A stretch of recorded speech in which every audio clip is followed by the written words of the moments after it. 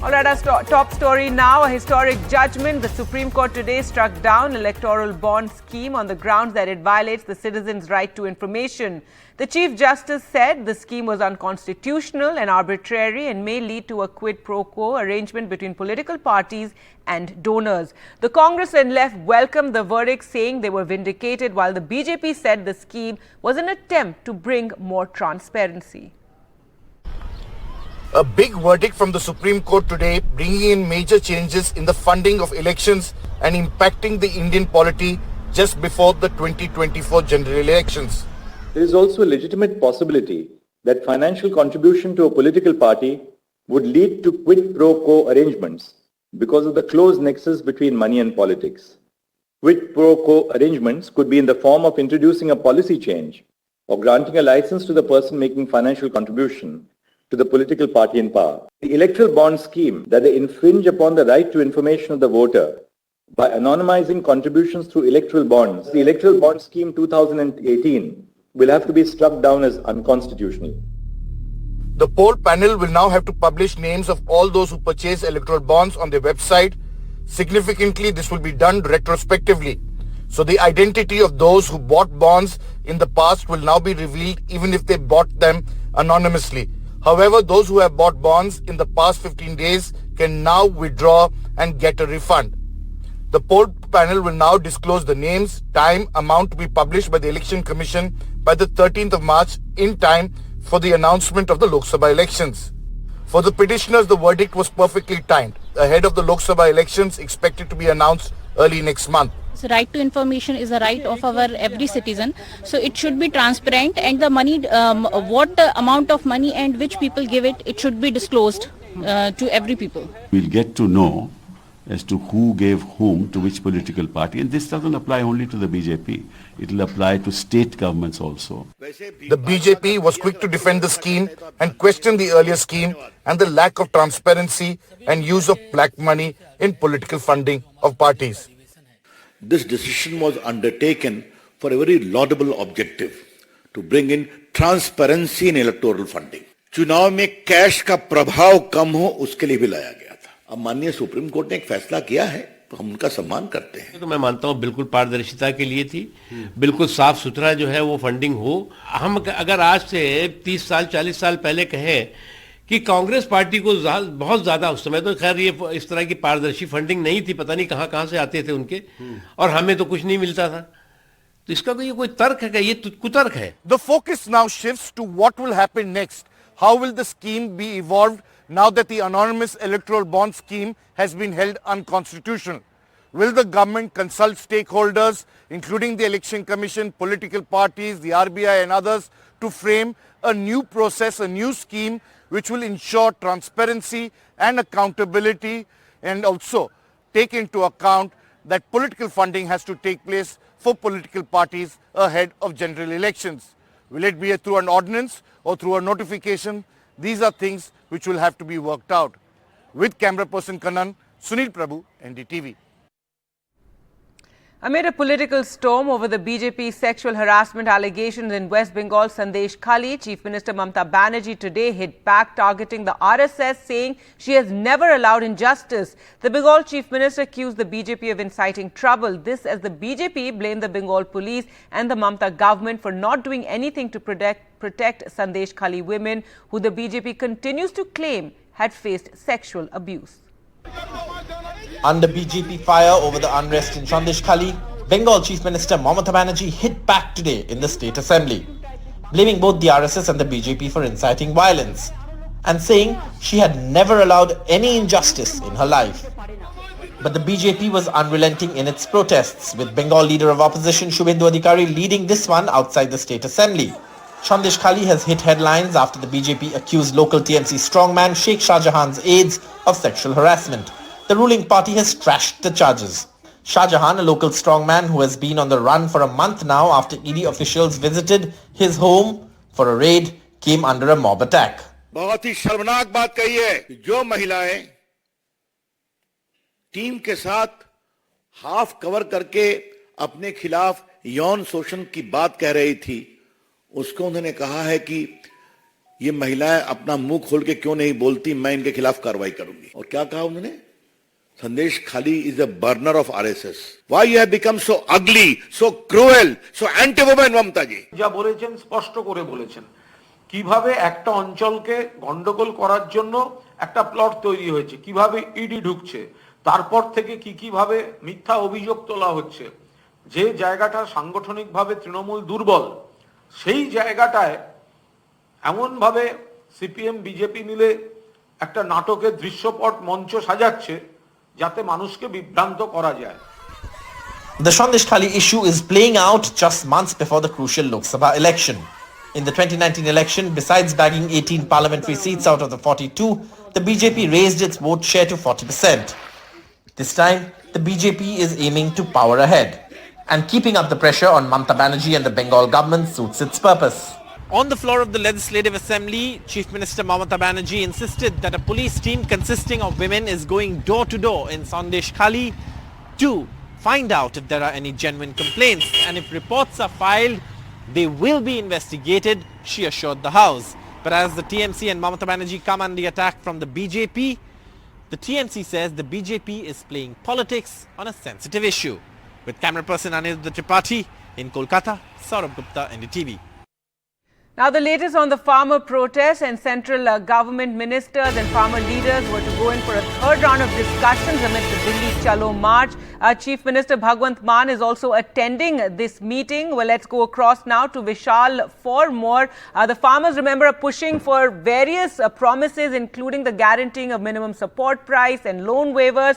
Vishal, so what can you tell us right now? The meeting was meant to start at 5. It's got delayed. Also, Chief Minister Bhagwant Mann will be attending. Yes, Gargi, that's right. So Bhagwant Mann arrived about 15 minutes ago, but the central ministers Piyush Goyal and Arjun Munda are yet to arrive. So they will represent the center for this meeting. The farmers arrived 3.5 hours ago. They have been waiting for so long. The ministers, I think they have not even landed, so it will take some time for them to reach this place. It's about half an hour from the airport. So remember, at the same time, there are thousands of people at the Shambhu border. They are awaiting instructions. Whatever happens in this meeting, they will take an action according to that. If there are some decisions in favor of the farmers, they would stand down. If not, they will continue protesting and trying to cross the border and then move on to Delhi for the Delhi Chalo Abhiyan. Right now, the focus is on the central government ministers. They are yet to arrive. So when the meeting starts, we'll get to know what happens. All right. Thanks so much, Vishal, for joining us with that. So one of the big demands of the farmers has been a guaranteed MSP. Now, remember, there was a government panel that was set up to give suggestions to make the MSP system more effective, but it's yet to submit its report. In fact, there have been multiple roadblocks the panel has faced, including differences within members and farmer representatives boycotting the panel meetings.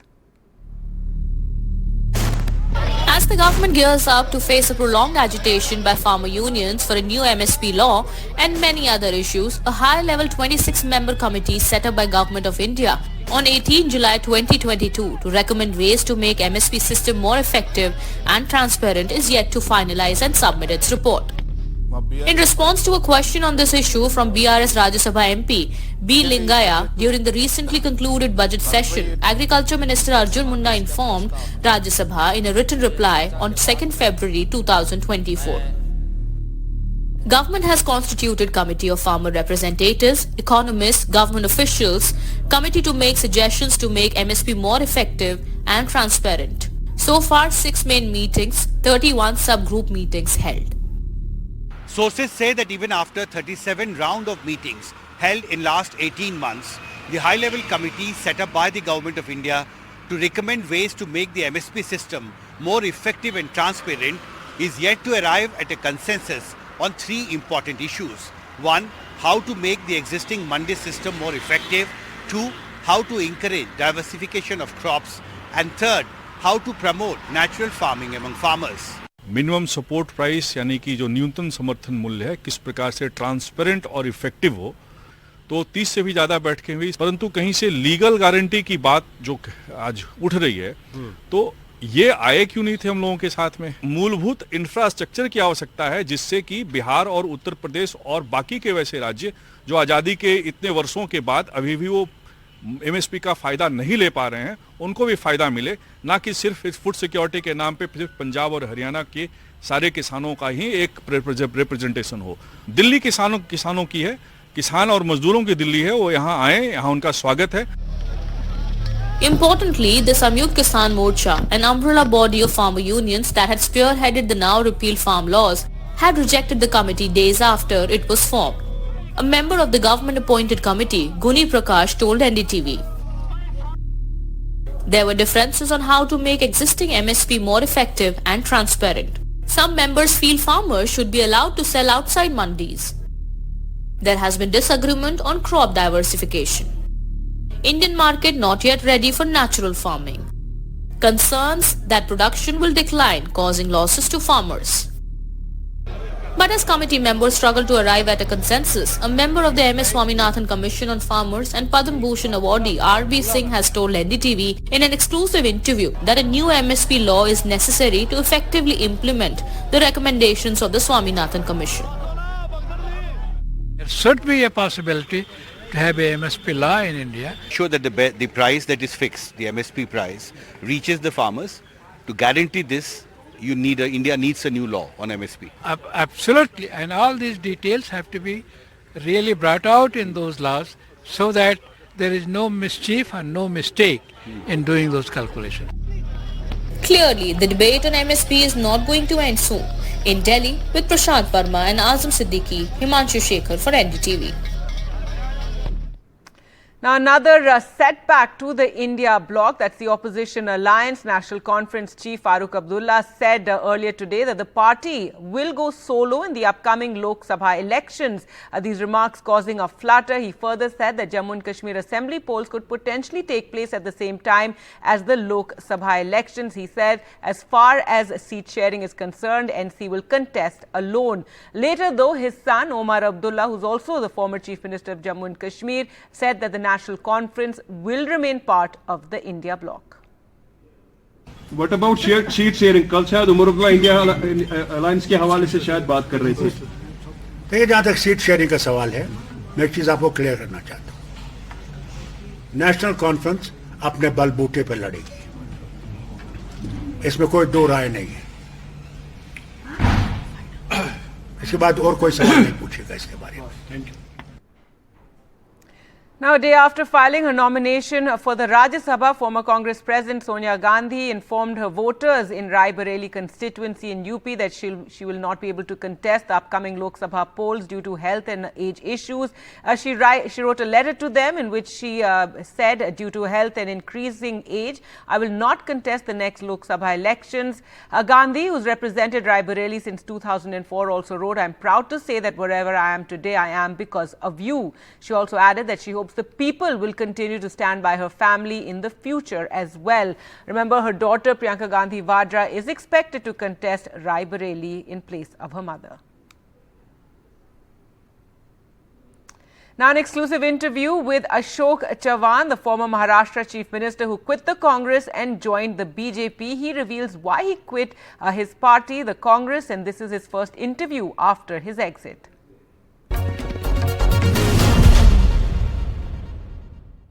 Maharashtra के पूर्व मुख्यमंत्री, 2 बार सांसद, 4 बार विधायक रहे अशोक चौहान जी इस वक्त हमारे साथ हैं।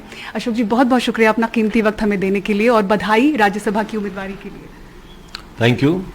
और इससे ही जुड़ा सर एक सवाल, जो लोग कह रहे हैं कि 38 साल की वफादारी आपने इसी उम्मीदवारी के लिए छोड़ी और भाजपा का दामन आपने थामा, उनको आज आप क्या जवाब देना चाहेंगे? नहीं, इस अपॉर्चुनिटी के लिए मैंने छोड़ी, इसमें कोई सच्चाई नहीं है, क्योंकि मैं लोकसभा लड़ चुका हूँ, 4 लोकसभा में 2 बार जीत चुका हूँ, एमएलए में कई साल जीतते आ रहा हूँ। तो मैंने कभी चुनाव से मैंने अलग नहीं समझा अपने आप को। कोई भी अपॉर्चुनिटी चुनाव की जब भी मुझसे कहा गया, मैंने कॉन्टेस्ट किया है और लाख सवा लाख से वोट से मैं चुनकर आया हूँ। तो इसमें कोई सच्चाई नहीं है कि I shifted only for getting a Rajya Sabha nomination. तो वो कांग्रेस में भी मांग सकता था ना, मैं आज कांग्रेस की साथ एक जगह थी तो मैं कांग्रेस से भी मांग सकता था, वो इशू नहीं है उसमें। सवाल ऐसा है कि हालात जो मौजूदा कांग्रेस विज़ाविज़ बीजेपी के है, तो मैं समझ रहा हूँ कि कांग्रेस की कोई लड़ाई की तैयारी जो स्टेट में होनी चाहिए, दुर्भाग्य से उसमें कोई खास नज़र नहीं आ रहा है। और हम लड़ेंगे ही नहीं तो जीतेंगे कैसे? तो ये लड़ने की तैयारी यहाँ पर कुछ ठीक से नहीं है। ना वर्कर्स को एंथ्यूज करने के बारे में कुछ फैसले हैं, लोगों की मानसिकता, वर्कर्स की मानसिकता, मौजूदा ग्राउंड रियलिटी क्या है, उसके ऊपर एक्शन प्लान क्या है, हमें उम्मीदवारों का चयन करना है, उसकी तैयारी क्या है। साल 1.5 साल से वक्त ज़ाया हो रहा है और कुछ नहीं हो रहा है। So I think that better opportunity lies, अकेला चुन कर आऊँगा और यहाँ कुछ होगा तो फ़ायदा क्या है। नेशनल लेवल पे काम करने का मौका अगर मिलता है और बीजेपी जैसे नेशनल पार्टीज़ का आज लोगों का मूड ऑफ द नेशन, अगर मैं कहूँगा कि लोग बीजेपी की तरफ झुकाव दिन ब दिन बढ़ते जा रहा है, अपोजिशन कमज़ोर होने के कारण निश्चित तौर पर बेसिकली जो काम भाजपा ने किया है under the prime ministers leadership, I think amazing काम हुआ है। ये तो सब बात मानते ही हैं, दिखाई विजिबल है, ऐसे कोई चुप के तो है नहीं। आई थिंक चाहे वो नेशनल सिनेरियो हो, इंटरनेशनल लेवल पे पब्लिक रिलेशंस की बात हो, चाहे वो इंडिविजुअल गरीब SC/ST के बेनिफिट्स की स्कीम्स हो, प्रधानमंत्री आवास योजना की बात हो, ऐसी कई चीज़ें हैं जिसके ऊपर एक अच्छा काम दिखाई दे रहा है। इट्स विजिबल, कहीं भी बात ये नहीं, विजिबल है। ये ध्यान में रखते हुए I think the mood off the nation जो है और पिलग्रिम सेंटर्स डेवलप हो रहे हैं, तो लोगों का रुझान दिखाई जो दे रहा है कि संभावना पूरी ताकत से भाजपा की तैयारी in terms of work, in terms of political management अच्छा हुआ है। And you can watch that entire interview tonight at 10 p.m. on NDTV 24/7. And staying with news from Maharashtra, and another big setback for Sharad Pawar, Maharashtra Speaker Rahul Narvekar today cited last week's Election Commission order recognizing Deputy Chief Minister Ajit Pawar as the real leader, the leader of the real Nationalist Congress Party, to reject petitions seeking the disqualification of 41 MLAs who had rebelled against Sharad Pawar, the founder of the party. They had rebelled in June last year, triggering the split in the party and a battle for control of the NCP. Narvekar said the MLAs who joined Ajit Pawar constituted the will of the party. He too is a part of the Ajit Pawar faction. Sharad Pawar's camp, remember, has approached the Supreme Court over the Election Commission order.